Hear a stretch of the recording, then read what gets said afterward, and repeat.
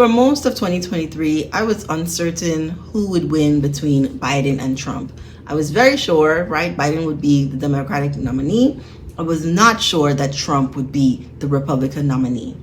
There are two things that have changed my mind or made me more certain, more than ever, that Trump is going to be our president. One was that debate that he did with Biden. And I think I heard Josh Johnson describe it. What wins? An unintelligible truth or a fast lie? A fast lie wins.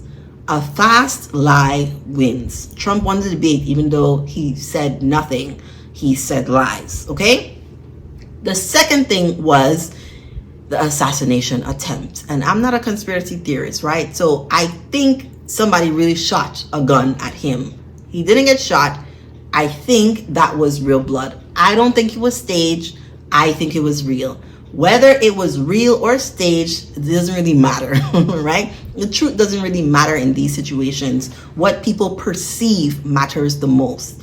And his backing will be even more emboldened by him. I think I saw somebody with a headline about the deification of Trump, because now it's like bullets can't even stop him. Bullets can't even stop him. They are going to be even more supportive and funneling even more money to him and his campaign after the assassination attempt. I don't think there's a way for Joe Biden to win. And I'm more independent than Democratic. I do think they are two wings of the same bird that just messes us up. Like the priority is not for the American people, right? America is an oligarchy. The priority is for people with money. So all that being said, right, regardless of who is the president or not, I'm sure it's going to be Trump. I would like to discuss when it's Trump. How are you going to cope? I have some strategies. I knew Trump was going to win the first time he ran for office because so many white liberals were not worried. I was like, y'all ain't going out to vote like you need to be going out to vote.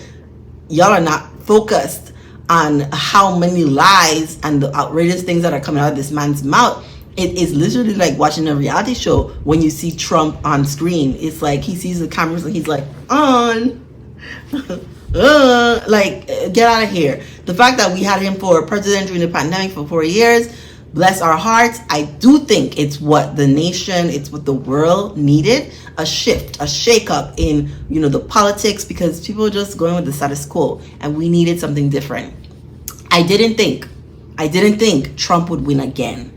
I thought that the one shakeup would be enough for people to think, oh my gosh, there's no going back. Right? The 90s, 50s, woman at home, man working, and having the 2.5 kids and the picket fence. Oh my gosh, that's never coming back. Okay? It's never coming back. We are evolving. We are humans. So the fact that they are fighting so hard for this thing to come back and are so angry and want so many things to go back to the way they used to be is wild. It's not going to happen. And so the fact that they are going to vote him in again, I'm just like, wow. Guess I thought better for the American people, but no, they didn't get it. COVID didn't teach it to them, and I guess we need another round of Donald Trump for people to get it. But anyway, 4 things for you to consider in your coping over the next 4 years after Trump becomes president again. Number 1, I heard that more money circulates in the economy when a Republican is in office. This is not to say I want this Republican in office, but it is to say this is a perfect time to get your money right. The best thing you can do to the Black community is get your money right. You can't save nobody if you don't have any money. So get your money right.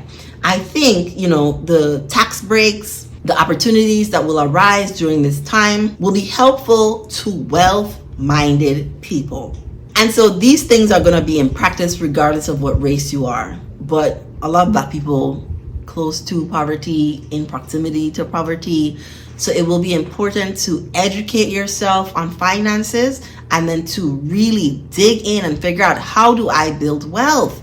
This is the time to do it. How can I build wealth? Number 2, your mental health. It is very important that if you are affected by the idea of Trump in office, that you talk to somebody about it, okay? I very much I don't really care. Everything to me is happening as it's supposed to happen. But if the fact that there are going to be more people emboldened to say things that they shouldn't be saying because rage baiting, race baiting is very popular now. White people say the N-word just to get clicks and views. Even though they're going to get fired, they like the press and the attention that they get when they do those certain things. I need for you to talk to somebody, and I need for you to not engage in the mess. Maybe that means staying off of social media, particularly around the time of the election period. But maybe it also means unfollowing accounts that give you incessant news about the negative things that are happening, the crazy thing that Trump just said, or the crazy thing Biden did, or this new policy that he's enacting. A lot of the policies that are enacted never affect us. We never see the trickle down effect when it's coming from the presidential level. What you can do is get more involved with your local politics so you actually know what's going on in your city, in your state, so that you can make informed decisions about how you can thrive when all the crazy people around you are trying to continue oppressing you. And number 3 is about community building. Now, the coined phrase of black on black crime is anti-black inherently. That's why they made it, to make it sound like somehow special in the black community. They fight more than anybody else. Not true. Not true. It's a reflection of the poverty that a lot of black people are in. But I do want to highlight that there needs to be a reduction in infighting.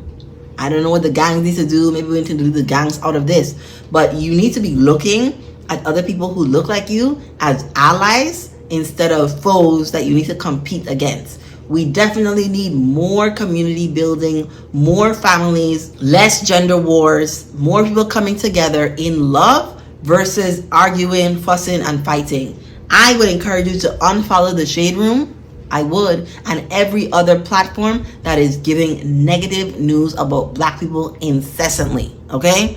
News in general. But those toxic online platforms like the Shade Room are a detriment to the black community. One day, I hope they go away forever, or at least give unbiased news or write things in a way that's more so helpful instead of judgmental of the different ways that we can exist as black people in America. The focus needs to be on uniting as a community so that we can stand strong against the people who are trying to annihilate us as they run in fear from the fact that their way of life is never going to go back to the way it used to be.